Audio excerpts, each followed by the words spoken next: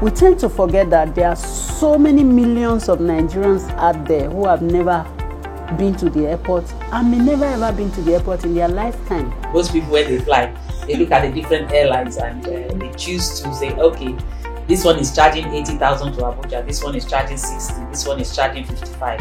I think I'm going to pick. I need to look at my pocket. We have technical problems, we have airplanes down, we have pilot shortages, we have everything, and nobody bothers to replan. So they hope to manage the situation. There are a basic difference between crash landing and emergency landing and precautionary landing, and also an abnormal landing. So what the consultant does really is visa advisory and guidance. So we guide you on the documents required, when to apply. Duty of the pilot is to try and allay their fears by giving them the history of the flight. It's not a big deal that you're sitting in that hot. Airports are not cool though. They're hot space. They don't offer you water. You've passed break lunch time. Nobody's offered you lunch. Nobody's taking care of. So we have real customer service issues led primarily by poor management. Hi, welcome to your number one aviation and tourism TV show, Mama J TV. My name is Joy Ogbebo. Today, we are going to continue on our discussion talking about the difference between a crash landing and an emergency landing. In the last episode, Captain Ado Sanusi was educating us on the difference between a crash landing and an emergency.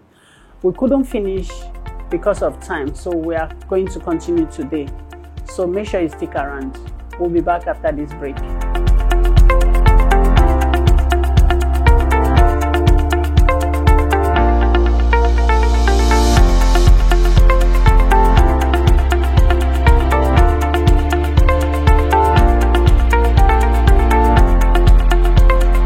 Secondly is by, of course, interviews, and the airlines also have a role to play in this kind of interviews.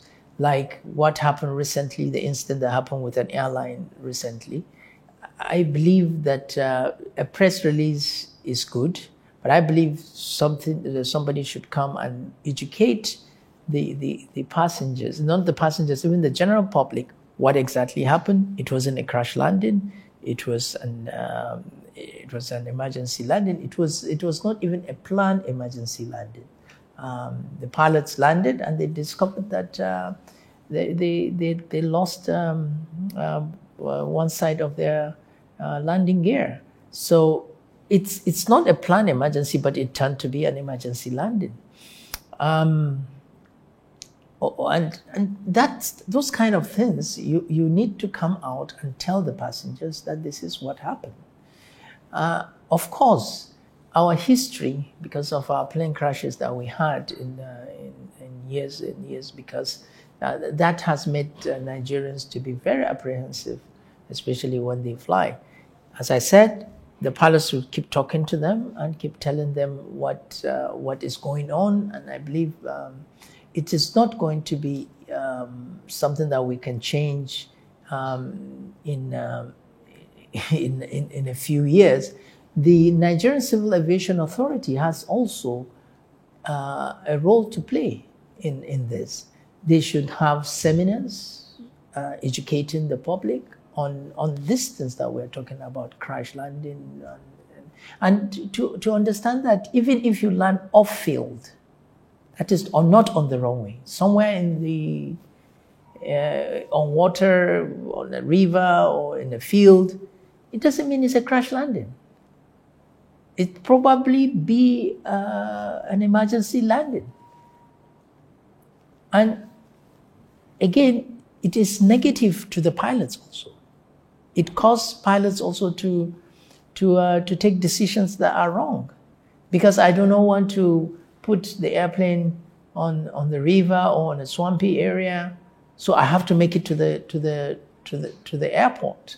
Because if I do that, the sensational news will be airline A has crash landed a few miles to Lagos. And meanwhile, the airplane is intact. Passengers, no injury, nothing, everybody has come out. The pilot has saved the day. Meanwhile, if he had, on the other hand, if he's saying, oh, I don't want the news to come out as, oh, the airline A has crash landed a few miles to Lagos, and he tries to manage the problem he has to make the runway, he probably might not reach the runway. And then the crash landing will happen and people will die. So this sensational journalism is really bad for even the pilots, because it clouds their judgment when they are making a judgment of either to make it to the field or to even put it in a swampy area where everybody will be safe, or on the river or on a field where everybody will be safe. And I believe the Civil Aviation Authority should have a department where they monitor the bloggers as far as aviation news is concerned, and then contact this blogger if he's given the news, sensational news and lies. And there are laws and regulations that allows the NCAA to take them to court if they are blogging something wrong, and then fine them. So if a blogger blogs something that is totally untrue, and the Civil Aviation Authority can actually prove that it's not true, he's just blogging for blogging's sake, then they take him to court and let him be fined 5 million, 10 million naira, and next time he will not lie. If we do have those kind of regulations, and when you lie, you pay a fine, especially in the industry where safety is critical, and your blogging might affect safety, why not take him to court? Or even if you have the legal backing, fine him for blogging that, because he's jeopardizing safety or jeopardizing an investigation, an ongoing investigation. I know that there's freedom of press and speech and all that, but that freedom should not affect safety of a flight. And I mean, you are not free to tell lies.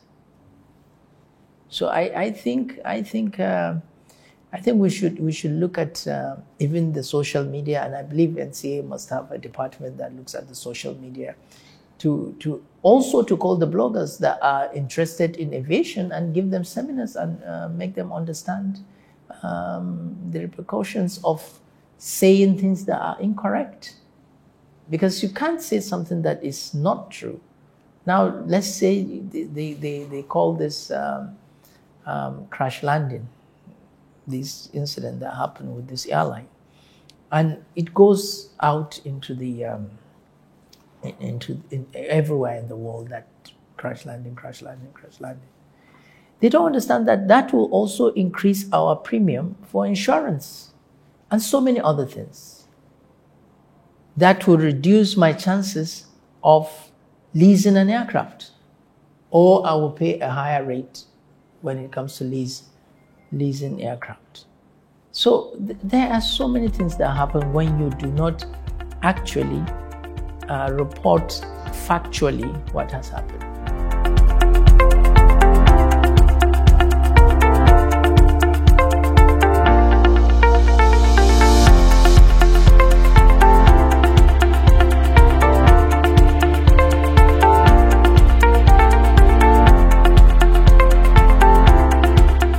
In fact, we actually got more than we asked for.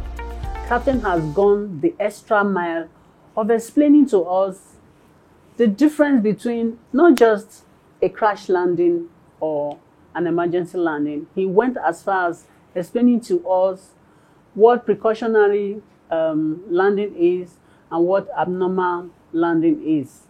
That was quite informative. I hope you found today's show quite educative and informative. If you did, please make sure you subscribe to all our social media platforms. Thank you for watching. See you again soon. Bye.